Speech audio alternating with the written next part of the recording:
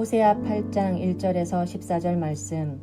나팔을 내 입에 댈지어다. 원수가 독수리처럼 여호와의 집에 덮치리니 이는 그들이 내 언약을 어기며 내 율법을 범함이로다. 그들이 장차 내게 부르짖기를 나의 하나님이여 우리 이스라엘이 주를 아나이다 하리라. 이스라엘이 이미 선을 버렸으니 원수가 그를 따를 것이라. 그들이 왕들을 세웠으나 내게서 난 것이 아니며 그들이 지도자를 세웠으나 내가 모르는 바이며 그들이 또 그 은금으로 자기를 위하여 우상을 만들었으니 결국은 파괴되고 말리라. 사마리아여 내 송아지는 버려졌느니라. 내 진노가 무리를 향하여 타오르나니 그들이 어느 때에야 무죄하겠느냐. 이것은 이스라엘에서 나고 장인이 만든 것이라 참신이 아니니 사마리아의 송아지가 산산조각이 나리라. 그들이 바람을 심고 광풍을 거둘 것이라. 심은 것이 줄기가 없으며 이삭은 열매를 맺지 못할 것이요 혹시 맺을지라도 이방 사람이 삼키리라. 이스라엘은 이미 삼켜졌은즉 이제 여러 나라 가운데에 있는 것이 즐겨 쓰지 아니하는 그릇 같도다. 그들이 홀로 떨어진 들나귀처럼 아수르로 갔고 에브라임이 값주고 사랑하는 자들을 얻었도다. 그들이 여러 나라에서 값을 주었을지라도 이제 내가 그들을 모으리니 그들은 지도자의 임금이 지워준 짐으로 말미암아 쇠하기 시작하리라. 에브라임은 죄를 위하여 제단을 많이 만들더니 그 제단이 그에게 범죄하는 것이 되었도다.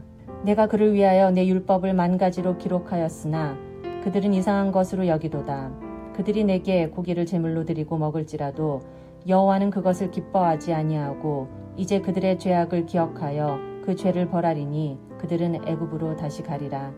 이스라엘은 자기를 지으신 이를 잊어버리고 왕궁들을 세웠으며 유다는 견고한 성읍을 많이 쌓았으나 내가 그 성읍들에 불을 보내어 그 성들을 삼키게 하리라. 아멘.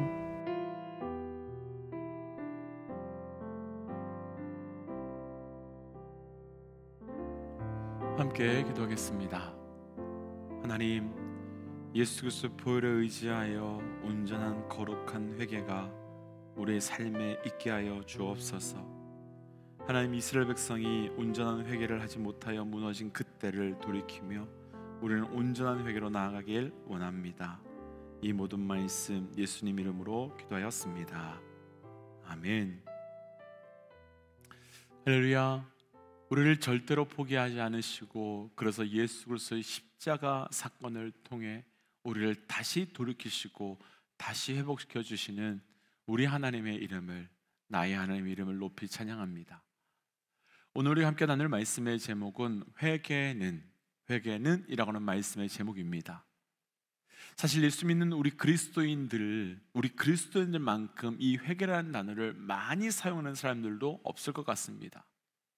오늘은 우리 그리스도인의 삶에 그 회개가 얼마나 중요한 것이고 그리고 회개가 무엇인지를 함께 좀 묵상해 보려고 하는데, 그 묵상을 통하여 우리의 삶에 온전한 회개를 통해 다시 하나님께 돌아가고 다시 하나님을 회복하는 영적 은혜가 우리 가운데 넘쳐나시기를 주의 이름으로 축복하며 도전합니다. 회개는 먼저 오늘 본문의 1절과 2절 말씀입니다. 1절과 2절. 나팔을 예배될지어다. 대적이 독수리처럼 여호와의 집에 덮치리니 이는 우리가 내 언약을 어기며 내 율법을 범함이로다. 그들이 장차 내게 부르짖기를 나의 하나님이여 우리 이스라엘이 주를 아나이다 하리라. 아멘. 대적이 독수리처럼 여호와의 집을 덮치게 될 것이다 라고 말씀이 시작되죠. 호세아 당시에 독수리로 표현되고 있는 이 대적은 바로 아수르를 의미하는데요, 아수르가 이스라엘을 독수리처럼 여호와의 집을 덮치게 될 것이다 라고 하는 어제의 말씀에 나눴던 말씀과 비슷한 말씀입니다. 이 말씀은 하나님께서 아수르를 통해서 이스라엘을 심판하신다라고 하는 말씀으로 땅을 옮기는 정도가 아니라 완전히 무너뜨리시겠다라고 하는 말씀인 것입니다. 그렇다면 왜 하나님께서는 하나님의 백성들을 그 대적 독수리에게 넘겨주시는 것이겠습니까? 그 이유가 바로 다음에 나오는데, 그 이스라엘 백성이 하나님과의 언약을 어기며 하나님의 율법을 범하였기 때문이다 라고 말합니다. 그러니까 하나님께서 이렇게 하신 이유는 그들이 하나님의 말씀대로 살아가지 않았기 때문인 것입니다. 그렇다면 이제 여기서 한 가지 질문을 우리 각자에게 한번 해보고 싶습니다. 만약 하나님께서 우리에게 너의 대적이 독수리처럼 너희를 덮칠 것이다, 그런데 그 이유가 우리가 하나님의 언약과 하나님의 율법을 어겼기 때문이다 라고 하신다면 어떻게 하시겠습니까? 어떤 반응을 하시겠습니까?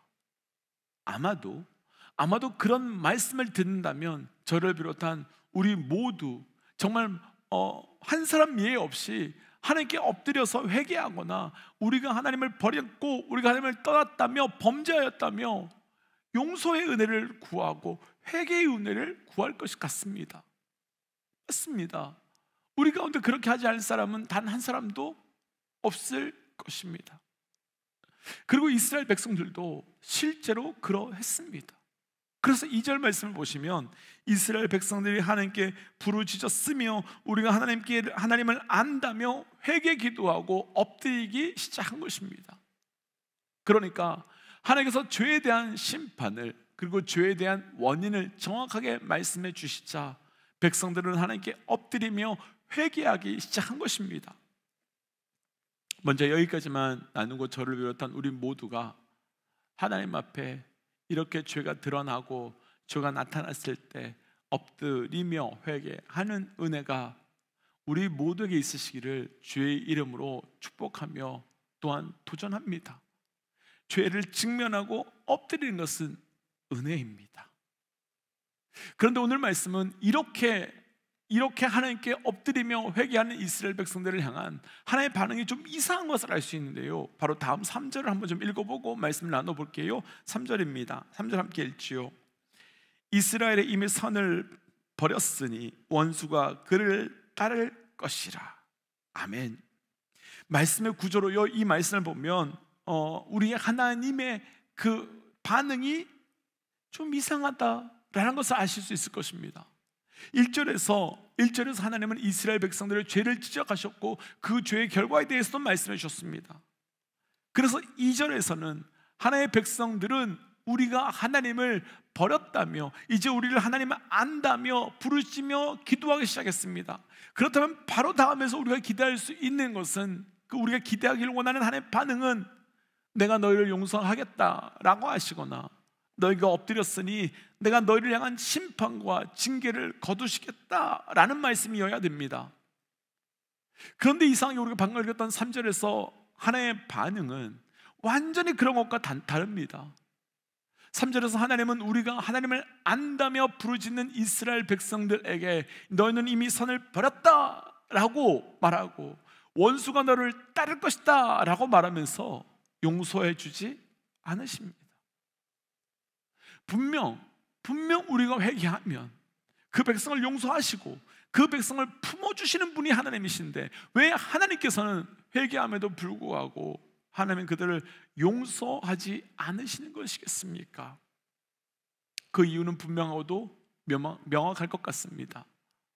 이스라엘의 회개가 온전한 회개가 아니기 때문이며, 이스라엘의 회개가 합당한 용서의 열매를 맺는 회개가 아니기 때문입니다. 우리가 조금 전에 읽었던 2절 말씀을 다시 한번 보시면요, 이들이 기도한 내용은 하나입니다. 하나님, 우리가 하나님을 압니다. 이 말은 하나님, 우리 아시잖아요. 우리 아시는 하나님이 왜 우리한테 이렇게 하세요? 이렇게 말하는 겁니다. 아주 간단하게요, 이런 상상을 한번 좀 해보고 싶어요. 한번 이런 상상을 해보자고요. 법정에 들어가서 재판을 받는 죄수가 어떤 죄가 있는지 재판장을 통해서 다 드러나게 되었습니다. 그런데 마침 그날의 그 재판장이 죄수와 어떤 약간의 안면이 있는 재판장입니다.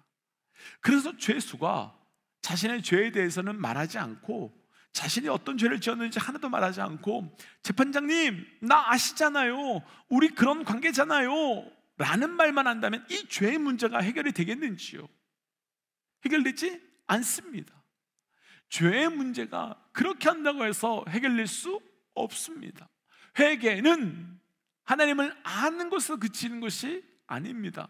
회개는 하나님을 아는 것 때문에 엎드리는 것이며, 그래서 그 엎드림으로 인해 죄를 끊는 것이고, 때문에 그 죄의 자리를 떠나는 것이 회개입니다. 이것을 그대로 우리에게 정해 본다면, 회개는 하나님, 주님, 성령님, 그렇게 그분의 이름만을 부르는 것으로 끝나는 것이 아닙니다. 그러면 안 됩니다. 우리 죄를 인정하고 그리고 그 죄의 자리에서 떠나야만 되는 것입니다. 하나님께서 부르짖는 이스라엘 백성들을 용서하지 않으신 이유는 그것이 부르짖음이지 회개가 아니기 때문입니다. 우린 착각하지 말아야 됩니다. 부르짖음이 회개 아닙니다. 부르짖는다고 회개가 되는 것은 아닙니다. 회개는 멈춤이 있어야 되고, 회개는 돌아옴이 있어야 되고, 회개에는 끊어냄이 있어야 되는데 그들에게는 이런 것이 없었습니다. 도전하고 축복하기는 우리의 회개가 온전히 하나님을 향하여 돌이키며 끊어내며 다시 주께로 나아갈 수 있는 그런 영적 깊은 은혜가 있는 회개가 있으시기를 주의 이름으로 축복하며 도전합니다. 그렇다면 우리가 반드시 회개해야 하는, 그래서 이스라엘 백성이 언약을 어기며 율법을 범한 죄악은 과연 무엇이겠습니까? 바로 다음 절 4절 말씀을 한번 보시면요, 4절 함께 천천히 읽어보죠. 4절입니다. 저희가 왕들을 세웠으나 내게서 말미암지 아니하였고, 저희가 방백들을 세웠으나 나의 모르는 바며, 저희가 또 금으로 자기를 위하여 우상을 만들었나니 파멸을 이루리라. 아멘.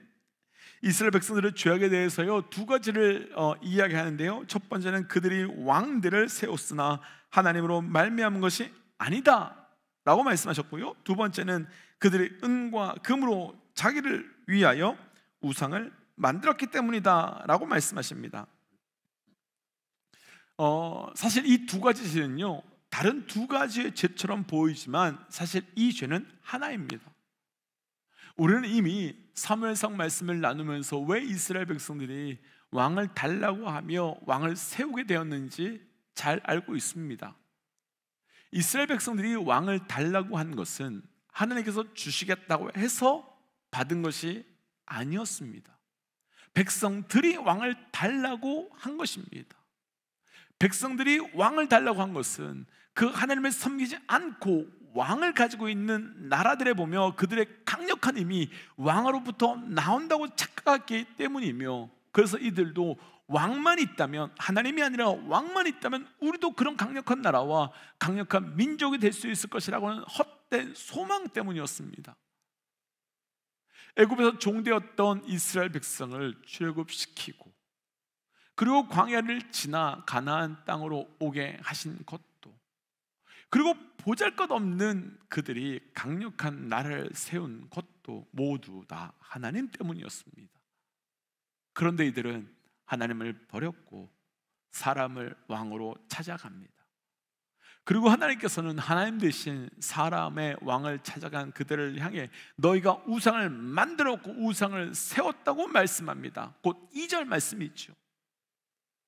그러니까 이스라엘 백성들이 저지른 죄는 하나님 대신 왕이라고 하는 우상을 택하고 왕이라는 우상을 세운 것, 바로 우상의 죄를 세운 것입니다. 그렇다면 우리는 어떠실지요? 우리에게는 우상이 없을지요? 아마도 많은 분들이 나에게는 우상이 없다라고 할 수 있을 것 같습니다. 그런데 우리에게 우상은 아주 간단한 것입니다.